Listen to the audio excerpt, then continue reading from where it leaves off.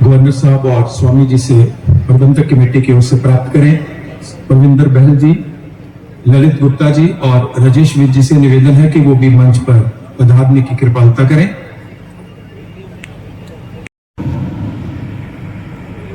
माँ के चरणों में वंदन करता हूँ। वो सब हम सबको आशीर्वाद दे कि हम अच्छा काम करें। वास्तव में मंच पर इतने बड़े बड़े लोग बैठे हैं कि मैं उनका शब्दों से स्वागत कैसे करूं ये समझ। जगत गुरु कुमार स्वामी जी यहाँ विराजमान हैं और ये सारे के सारे संत हमारे सामने विराजमान हैं। सबसे पहले मैं आपके चरणों में प्रणाम करता हूँ और आप सबका आशीर्वाद और शुभकामना मिले ताकि हम अच्छी प्रकार से काम करें। पूर्व मुख्यमंत्री आदरणीय चन्नी जी विराजमान हैं, संजीव अरोड़ा जी है, अमन अरोड़ा जी है और सबसे बड़ी बात जिन्होंने परिचय कराया लेकिन स्वयं का नहीं कराया। मैं सोचता हूँ कि सब लोग जानते हैं पर आपको एक पद्म भूषण प्राप्त सम्मान से सुशोभित किया है देश ने। हम सब आपका बहुत बहुत सम्मान करते हैं। विजय सांपला जी विराजमान हैं। सच में शीतल जी ने मुझे भी आज ईश्वर की कृपा से और मेरे पुण्य से मैं इस पवित्र स्थान पे आ पाया। मैं शीतल जी आपका बहुत बहुत धन्यवाद करता हूं कि आपने मुझे अवसर दिया। आदरणीय मनीष सिसोदिया जी को पिछले कई वर्षों से, क्योंकि मैं भी राजनीति में काम करता हूं, आप भी करते हैं, तो प्रारंभ से लेकर मैं आपको एक तरह से आपके काम को और आपकी शिक्षा के प्रयत्न को मैंने स्वयं से देखा है। मैं आपका बहुत अभिवादन करता हूँ। सुदर्शन शर्मा जी, रघुवीर जी और आप सभी धर्म प्रेमी भाई और बहन, सच में ये 51 जो शक्तिपीठ हैं जिसमें एक हमारा माँ कामाख्या का है। मैं सोचता हूँ माँ कामाख्या के दर्शन के लिए भी सारे देश के लोग जिस श्रद्धा और भक्ति के साथ आते हैं तो वास्तव में वैसी ही एक शक्तिपीठ आपके यहाँ इस देवी तालाब में। ये पवित्र स्थान भी कोई ईश्वर योग से बनते हैं। मैं सोचता हूँ कि इनकी इस पवित्रता के कारण से, इसकी उपलब्धि के कारण से एक तरह से भगवान का विशेष आशीर्वाद रहता है। और हम सब लोग जो काम करते हैं, हमारी एक आस्था है कि ऐसे जो पवित्र स्थान है वहां हम जब सब के गाने आते हैं तो एक मिनट मन में सोचने लगते हैं कि मेरे द्वारा भी भगवान अच्छे काम कराना, मुझे आपका अच्छा आशीर्वाद देना। और मैं उसी दृष्टि से आया हूँ। मैं कोई यहाँ भाषण देने की दृष्टि से, भाषण का अधिराज स्वामी जी का है, बाकी लोगों का है। मैं तो इतना जरूर जानता हूँ कि जिस किसी भी पावर हाउस से जाते हैं जिससे हमको करंट मिलता है जिंदगी के काम करने का, उनमें से ये पावर हाउस है। यहाँ आकर के हम श्रद्धा से आशीर्वाद लेकर के अपने फील्ड में जाकर काम करने का प्रयास करते। अब आज तो आपने स्पीकर साहब ही पता नहीं किन किन का नाम लूं, मैं कई मंत्री यहाँ मेरे साथ जो काम कर रहे हैं वो विराजे हुए हैं। मैं आप सबका भी अभिनंदन करता हूँ, विशेष आपका। और मुझे इस बात की प्रसन्नता हुई कि इसको कार सेवा का नाम दिया है। वास्तव में अपने यहाँ कार सेवा का अपना अलग महत्व। ये जो पुण्य अर्जित होता है ये और कई काम करने से नहीं होते। तो वास्तव में आप बहुत भाग्यशाली हैं कि इस 4 दिन में आप यहाँ अपने पसीने से भगवान के इस स्थान को स्वच्छ, सुंदर और साफ बनाने का प्रयत्न करेंगे। जब भगवान का घर साफ करेंगे तो थोड़ा तो अपना घर भी साफ हो गई। जब कोई सफाई करने की कोशिश करते हैं तो भगवान को भी साफ सुथरा घर पसंद आता है। तो दुनिया को भी आपका अंदर का साफ सुथरा घर हो तो लोगों को भी आपका घर पसंद आएगा। और जैसे भगवान के दर्शन करने जाते हैं वैसे हम जनसेवक बनकर के अगर उसी मन और मनोभावना से अगर जनता को अपना ईश्वर मान करके उसकी सेवा करने का प्रयत्न करेंगे तो वो भगवान भी खुश होकर के जब आशीर्वाद देता है तो मैं सोचता हूँ वो भी ईश्वर के आशीर्वाद से कम नहीं होता।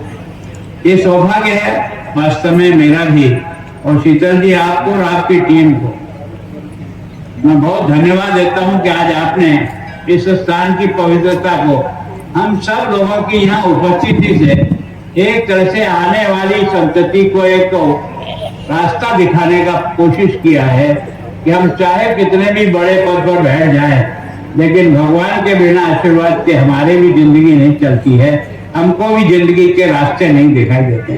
तो ये जो हमारी श्रद्धा है, ये हमारी श्रद्धा ने हमको यहाँ बुलाया और आप लोगों ने मुझे यहाँ नहीं कहा। मैं फिर कोशिश करूंगा क्योंकि आज तो आपने एक तरह से अभी तो मुख्यमंत्री हरियाणा भी शायद आने वाले चन्नी जी यहाँ विराजमान हैं। मैं सोचता हूँ सिसोदिया जी हैं। पता नहीं हम सब लोगों का ये सौभाग्य आपने दिलाया कि कम से कम एक साथ एक ही मंच पर इनको सबको देख करके भी एक आनंद की अनुभूति होती है।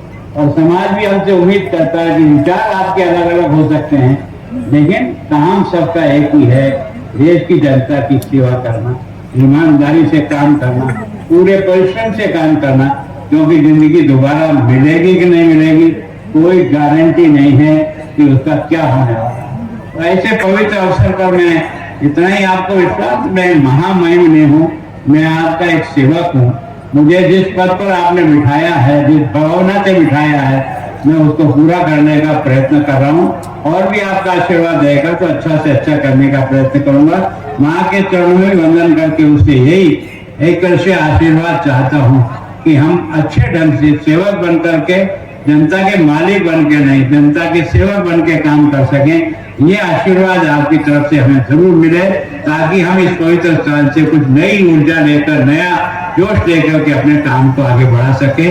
आप सबको मेरा प्रणाम, माँ के चरणों में वंदन और ये जो देवी का लाभ है इसकी ये कार सेवा अच्छे से अच्छे ढंग से होकर के मैं सोचता हूँ ये हमेशा का एक उत्सव कैसे बने इसके बारे में विचार करिए, लंबे समय बाद नहीं।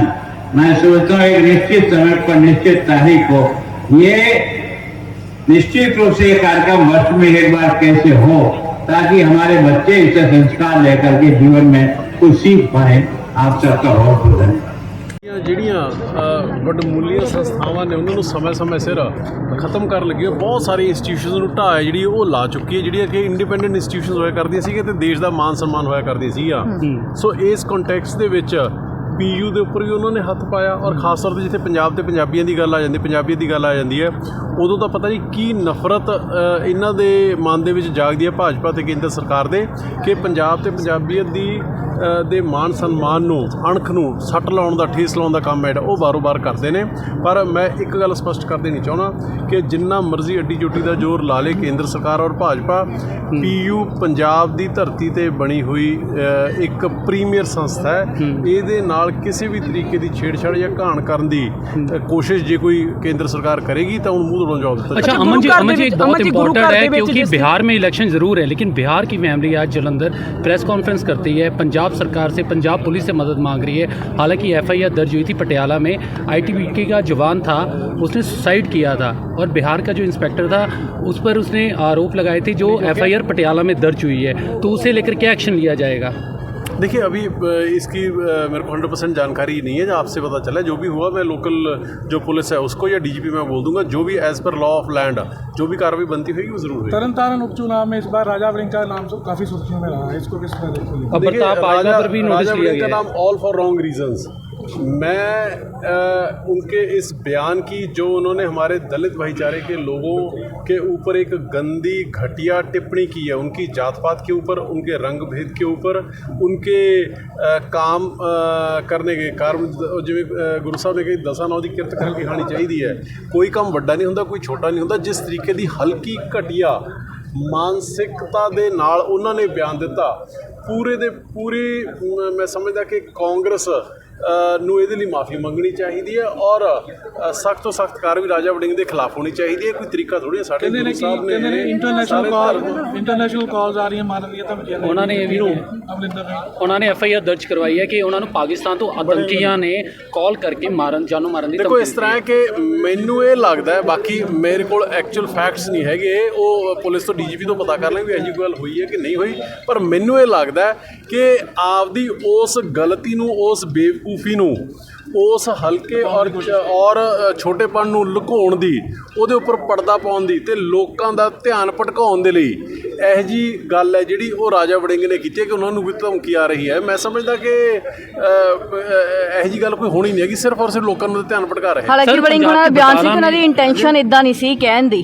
ਨਹੀਂ, ਇੰਟੈਂਸ਼ਨ ਇਦਾਂ ਨਹੀਂ ਸੀ ਕਿ ਫਿਰ ਦੇਖੋ ਜੇ ਜਿਵੇਂ ਕਹਿੰਦੇ ਨੇ ਵੀ ਤੀਰ ਕਮਾਨੋ ਤੇ ਗੱਲ ਜ਼ਬਾਨੋਂ ਜੇ ਨਿਕਲ ਜੇ ਤੇ ਫਿਰ ਬਹੁਤ ਲੰਬੀ ਚਲੀ ਜਾਂਦੀ ਹੈ। ਤੇ ਜੇ ਤੁਸੀਂ ਜਿਹੜੇ ਅਸੀਂ ਪੋਲੀਟੀਕਲ ਲੋਕ ਹੁੰਦੇ ਆ, ਅਸੀਂ ਆਈਡਲ ਹੁੰਦੇ ਆ ਸਮਾਜ ਦਾ।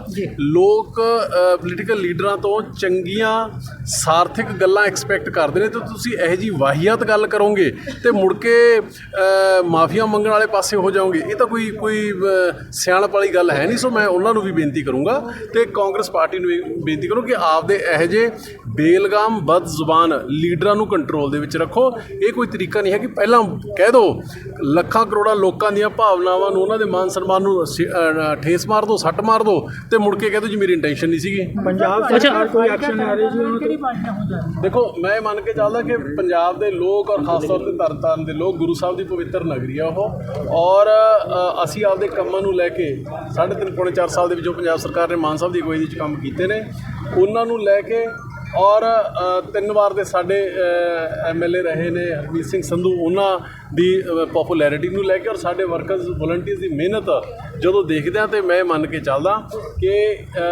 ਇੱਕ ਤਰਫਾ ਜਿਹੜਾ रिजल्ट है वो तरन के लोग साढ़े हक में। अमन सर 4 दिन पहले बटाला में शिवसेना नेता पर हमला हुआ था। आज प्रेस कॉन्फ्रेंस की गई, उनकी तरफ से आरोप लगाए गए। पहले तो कहते उनके ज़मीन पे कब्जा किया गया, फिर SHO पर भी आरोप लगाए। वीडियो उन्होंने मीडिया को दी है जिसमें SHO रिश्वत मांग रहा है उनसे राजीनामा करवाने। देखिए मैंने ऐसी कोई वीडियो देखी ना, मेरे पास वो भेजी, मैं अभी उसको DGP को बोल के जो भी कार्रवाई बनती होगी कराई जाएगी। मैं आपको स्पष्ट कर देना चाहता हूँ कि पंजाब सरकार पंजाब में लॉ एंड ऑर्डर को लेके और लॉ ऑफ लैंड को लेके हम बड़े सतर्क हैं और बड़े क्लियर हैं। किसी को भी कोई भी ऐसी बात करने की इजाज़त नहीं दी जाएगी।